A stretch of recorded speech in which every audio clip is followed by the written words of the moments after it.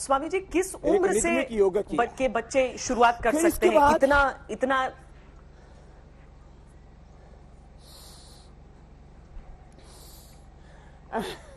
देखो, अभी जो मैंने बताया ये सारा अभ्यास मेरे पास 10-12 साल के बच्चों से लेकर के 25 साल के जवान रहते हैं पतंजलि गुरुकुलम, आचार्य कुलम, पतंजलि विश्वविद्यालय में।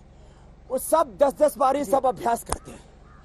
और 5 प्राणायाम तो मैंडेटरी है, कंपल्सरी है सबके लिए। स्वामी जी, इससे कम उम्र के जो कुछ महीने के बच्चे हैं उन्हें भी दिक्कत हुई। डॉक्टरों को इस बात की भी चिंता हुई कि इतने छोटे बच्चे को तो मास्क लगाने के लिए भी नहीं कह सकते हैं, क्योंकि उन्हें तो सांस भी साफ आनी चाहिए। तो उनके माँ बाप और ज्यादा परेशान हो गए जिनके बच्चे उतने छोटे हैं इस समय, कि वो क्या करें, बचाव कैसे करें। देखो, 3-3 माह के बच्चों को, एक बेटी गुड़गांव से मेरे पास फोन आया, दीपिका, बोले स्वामी जी मुझे भी कोरोना हो गया और मेरी बिटिया है 3 महीने की, उस 3 महीने की बिटिया को भी कोरोना हो गया।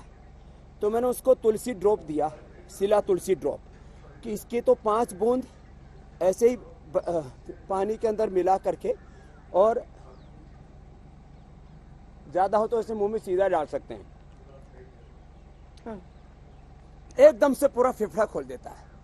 एक कोरोनिल पानी में घोल के रख लें, उसमें 1 चम्मच शहद मिला दें और दिन भर बच्चों को पानी उससे पिलाते रहें, पानी में थोड़ा घोल करके। बच्चों को ज्यादा कुछ नहीं करा सकते, जो बहुत छोटे बच्चे हैं उनको आप योगाभ्यास नहीं करा सकते। 3 महीने के बच्चों को क्या कराएंगे, लेकिन 2-3 साल के बच्चे डीप ब्रीदिंग कर लेते हैं।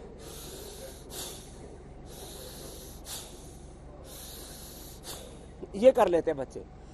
2-3 साल के बच्चे भी मैंने देखा आजकल कपालभाति और ये अनुलोम विलोम, 3 तो प्राणायाम, और छोटे छोटे बच्चे ये बटरफ्लाई कर लेते हैं, छोटे छोटे बच्चे ये ऐसे कर लेते हैं। ये इतना तो सभी कर ले। इतने अभ्यास तो छोटे छोटे बच्चे भी 2-3 साल के कर सकते हैं।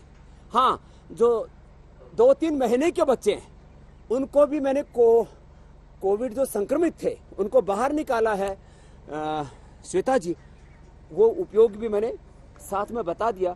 छोटे बच्चों को थोड़ा ये दिव्य धारा भी जो मैंने बताया हुआ है कि ये तो ऑक्सीजन सिलेंडर का काम करती है, ऐसे ही बच्चों के नाक के पास रख दें और थोड़ा वो सूंघ लें, उसी से ही उनके रेस्पिरेटरी सिस्टम एकदम स्ट्रेंथन हो जाते हैं।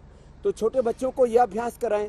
छोटे बच्चों को फिर जो प्रिय लगते हैं वो अभ्यास उनको करा सकते हैं। जैसे छोटे बच्चों को शीर्षासन, अब संक्रमित होने के बाद तो प्राणायाम ही करवा दे उतना ही बहुत है। छोटे बच्चे इजीली इस पोस्चर में ऐसे लेटते रहते हैं, बिना ही कुछ कहे ऐसे लेटे रहते हैं।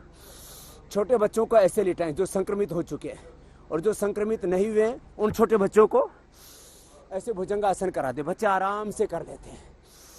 ये छोटे बच्चे इजीली कर लेते हैं। ये उष्टासन जो कि बहुत जरूरी है, तो छोटे बच्चों को इतने ये अभ्यास करा दें तो ऐसे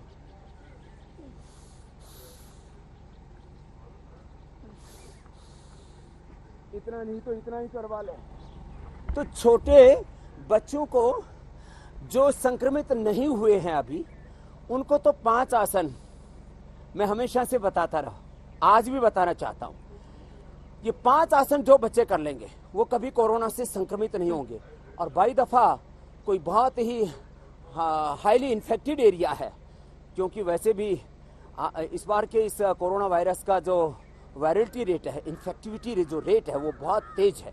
ऐसे में बच्चे किसी कारण से हो भी जाएं तो भी उनका कुछ नहीं बिगड़ेगा। ये सर्वांगासन, ये हलासन, ऐसे आराम से लंबे लंबे श्वासों के साथ। फिर बच्चों को चक्रासन भी बहुत अच्छा लगता है, ये चक्रासन और पश्चिमोत्तानासन। और छोटे बच्चों को दीवार के साथ, और बैलेंस आने के बाद तो बिना दीवार के भी कर सकते हैं। जो संक्रमित नहीं हुए उनको यह अभ्यास करवाएं, और जो संक्रमित हो चुके हैं उनको गिलोय तुलसी का काढ़ा पिलाएं, उनको खाली पेट नाक के अंदर अणु तेल डालें, सड़बिंदु तेल डालें या सरसों तेल, बादाम, रोगन डालें।